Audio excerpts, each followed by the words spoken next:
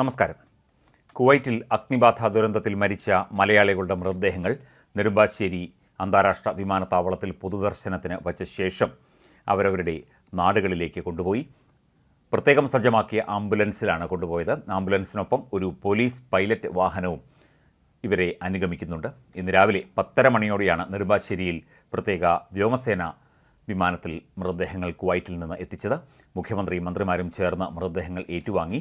കേന്ദ്ര വിദേശകാര്യ സഹമന്ത്രി കീർത്തിവർദ്ധൻ സിംഗ് മൃതദേഹങ്ങളെ അനുഗമിച്ചിരുന്നു. തുടർന്ന് വിമാനത്താവളത്തിൽ പൊതുദർശനം നടത്തി. മുഖ്യമന്ത്രി പിണറായി വിജയൻ, കേന്ദ്രമന്ത്രി സുരേഷ് ഗോപി, പ്രതിപക്ഷ നേതാവ് വി.ഡി. സതീശൻ, മന്ത്രിമാർ അടക്കമുള്ളവർ അന്തിമോപചാരം അർപ്പിച്ചു. മരിച്ചവരുടെ ബന്ധുക്കളും സുഹൃത്തുക്കളും നാട്ടുകാരുമൊക്കെ തന്നെ സ്ഥലത്ത് എത്തിയിരുന്നു. പൊതുദർശനം പൂർത്തിയാക്കിയ ശേഷം അതത് ജില്ലകളിലേക്കുള്ള മൃതദേഹങ്ങൾ ജില്ലാ ഭരണകൂടങ്ങൾ ഏറ്റുവാങ്ങി ഇപ്പോൾ നാട്ടിലേക്ക് പുറപ്പെട്ടു. വീടുകളിലേക്ക് ഇപ്പോൾ മൃതദേഹം എത്തിക്കാനായി പുറപ്പെട്ട കാഴ്ചയാണ് കാണുന്നത്. കേരളത്തിലെ 23 പേരുടെ കൂടാതെ തമിഴ്നാട്ടിലെ 7 പേരുടെയും കർണാടകയിലെ ഒരാളുടെയും മൃതദേഹങ്ങളും കൊച്ചിയിൽ എത്തിച്ചു. ഇവരുടെ മൃതദേഹങ്ങളും തമിഴ്നാട്, കർണാടക സർക്കാർ പ്രതിനിധികൾ എത്തി ഏറ്റുവാങ്ങി. ഓരോ ആംബുലൻസിനും അകമ്പടിയായി പോലീസിൻ്റെ പൈലറ്റ് വാഹനങ്ങൾ സഞ്ചരിക്കുന്നുണ്ട്. തമിഴ്നാട്, കർണാടക സ്വദേശികളുടെ മൃതദേഹങ്ങൾ കൊണ്ടുപോകാൻ പ്രത്യേക ആംബുലൻസുകൾ എത്തിച്ചിട്ടുണ്ട്. തമിഴ്നാട് സ്വദേശികളുടെ മൃതദേഹങ്ങൾ ഏറ്റുവാങ്ങാൻ സംസ്ഥാന ന്യൂനപക്ഷ പ്രവാസി ക്ഷേമ മന്ത്രി KS മസ്താനും എത്തി. മരിച്ച 45 ഇന്ത്യക്കാരുടെ മൃതദേഹങ്ങളുമായി വ്യോമസേന വിമാനം രാവിലെയാണ് കുവൈറ്റിൽ നിന്ന് പുറപ്പെട്ടത്. 23 മലയാളികളുടേത് കൂടാതെ തമിഴ്നാട്ടിൽ നിന്ന് 7, ആന്ധ്രാപ്രദേശിൽ 3, UP-യിൽ നിന്ന് 3 പേരുടെ, ഒഡീഷയിൽ 2, ബീഹാറിലെ 1, പഞ്ചാബിലെ 1, കർണാടക 1, മഹാരാഷ്ട്ര 1, പശ്ചിമ ബംഗാൾ 1, ഝാർഖണ്ഡ് 1, ഹരിയാന 1 എന്നിങ്ങനെ മറ്റ് സംസ്ഥാനങ്ങളിൽ നിന്നുള്ളവരുടെ മൃതദേഹങ്ങളും വിമാനത്തിലുണ്ടായിരുന്നു.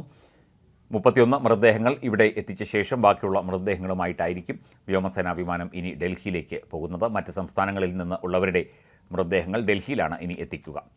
അപകടത്തിൽ മരിച്ച 50 പേരിൽ 46 പേരും ഇന്ത്യക്കാരാണ്. കൊച്ചിയിലെത്തിയ വ്യോമസേനാ വിമാനം മലയാളികളുടെ മൃതദേഹങ്ങൾ കൈമാറിയ ശേഷം ഡൽഹിയിലേക്ക് അല്പസമയത്തിനകം പുറപ്പെടും. കേന്ദ്ര വിദേശകാര്യ സഹമന്ത്രി ഈ വിമാനത്തെ അനുഗമിക്കുന്നുണ്ട്. 7 മലയാളികൾ പരിക്കേറ്റ് വിവിധ ആശുപത്രികളിൽ കുവൈറ്റിൽ ഗുരുതരാവസ്ഥയിൽ കഴിയുന്നു എന്ന റിപ്പോർട്ടും പുറത്തുവരുന്നു.